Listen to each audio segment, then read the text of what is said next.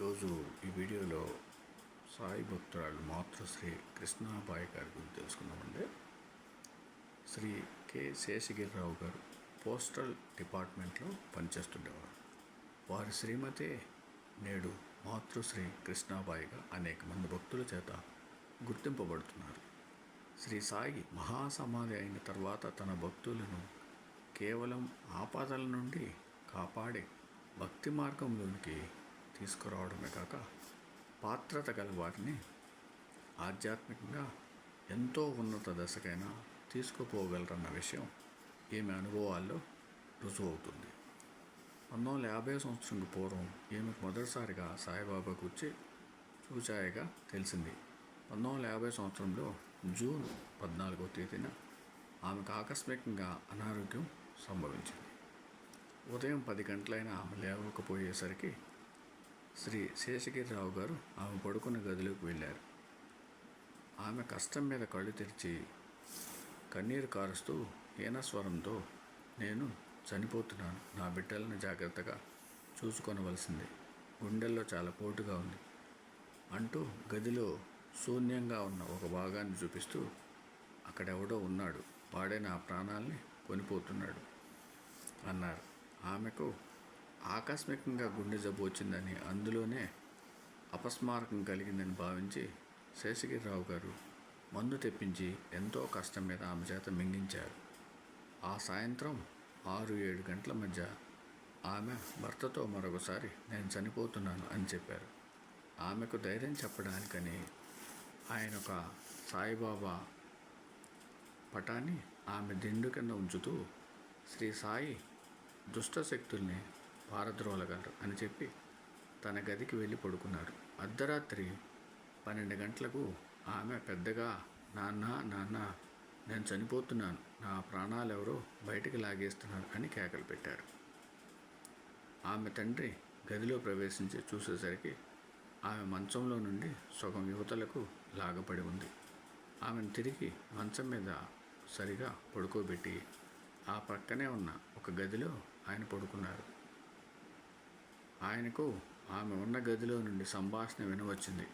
ఒకవైపు ఆమె సాయిబాబాను, మంత్రాలయ రాఘవేంద్ర స్వామిని తరచూ స్మరిస్తున్నారు. తర్వాత ఆమె తండ్రిని పిలిచి ఆ ఇరువురు మహాత్ములు తనను మృత్యువు నుండి కాపాడారని చెప్పి తన దిండు కింద ఒక పొట్లం ఉంటుందని, అందులోని పదార్థాన్ని తన నోట్లో వేయవలసిందని చెప్పారు. ఆ దిండు కింద ఎవరు ఏ మందు పొట్లాన్ని ఉంచలేదని ఆయనకు తెలుసు.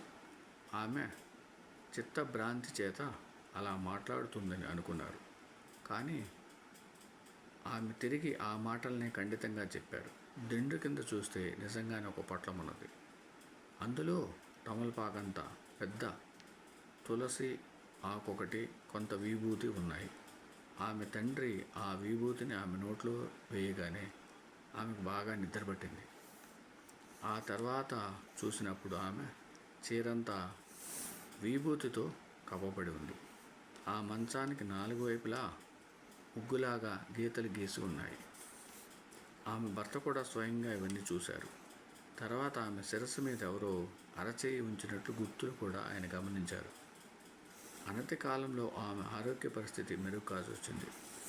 ఆ తర్వాత ఒకసారి ఒక అనాకాసును తన దిండు క్రింద ఉంచవలసిందిగా శ్రీ రాఘవేంద్ర స్వామి, శ్రీ సాయిబాబా తనను కోరారని చెప్పగా ఆమె భర్త అట్లాగే చేసి భోజనం చేయడానికి ప్రక్క గదిలోకి వెళ్ళారు.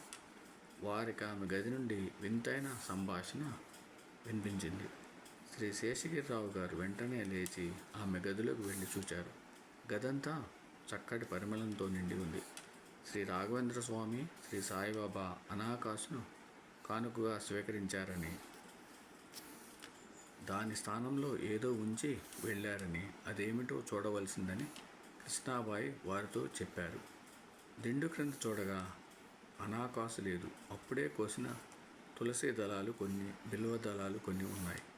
వాటిని తన రక్షణార్థం ఆ దివ్య పురుషులు ఇరువురు అక్కడ ఉంచి వెళ్ళారని ఆమె చెప్పారు.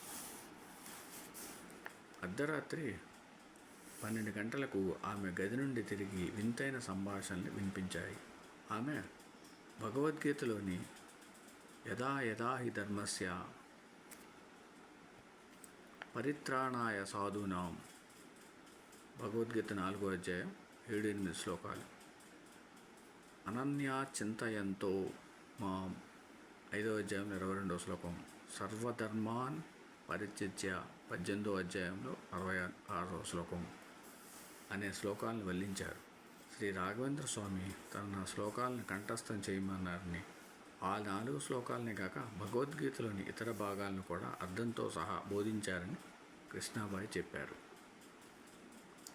అంతేకాక శ్రీ రాఘవేంద్ర స్వామి శ్రీ సాయి తన దిండు కింద బిల్వ తులసి దళాలని కాక ఇంకో 3 వస్తువులు ఉంచి వెళ్ళారని చెప్పి అవేమిటో చూడవచ్చునని ఆమె కోరారు. దిండు కింద ఒక విభూతి పొట్లము, పెద్ద తులసి ఆకులో చుట్టబడిన కుంకుమ, మధ్వ మతస్థులకు అతి పవిత్రమైన మృత్తిక ఉండటం శ్రీ శేషగిరిరావు గారు చూశారు.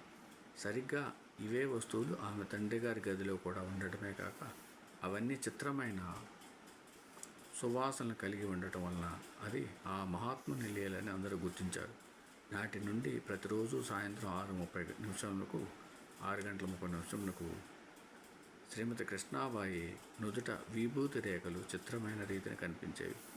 ఇలా 8 మాసాలు అనగా ఫిబ్రవరి 1951 వరకు నిత్యము జరిగే ఆ లీలనెంతో మంది భక్తులు ప్రత్యక్షంగా చూచారు. ఒకనాడు శ్రీ సాయి ప్రతి గురువారం తనను పూజించమని ఆమెను ఆజ్ఞాపించారు.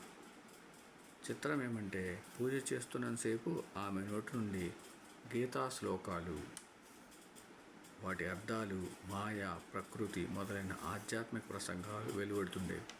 పూజ ప్రారంభించక ముందు ఆమె తన ముందు ఒక ఖాళీ డబ్బాను ఉంచుకునేవారు. పూజానంతరం చూస్తే దాని నిండా విభూతి ఉండేది. దానినే ప్రసాదంగా భక్తులందరికీ పంచేవారు. మిగతాది రేపు వీడియోలు తెలుసుకున్నామండి. ఓం సమసద్గురు సాయినాథ్ మహారాజ్కి జయ. ఓం సమసద్గురు భరద్వాజ్ మహారాజ్కి జయ.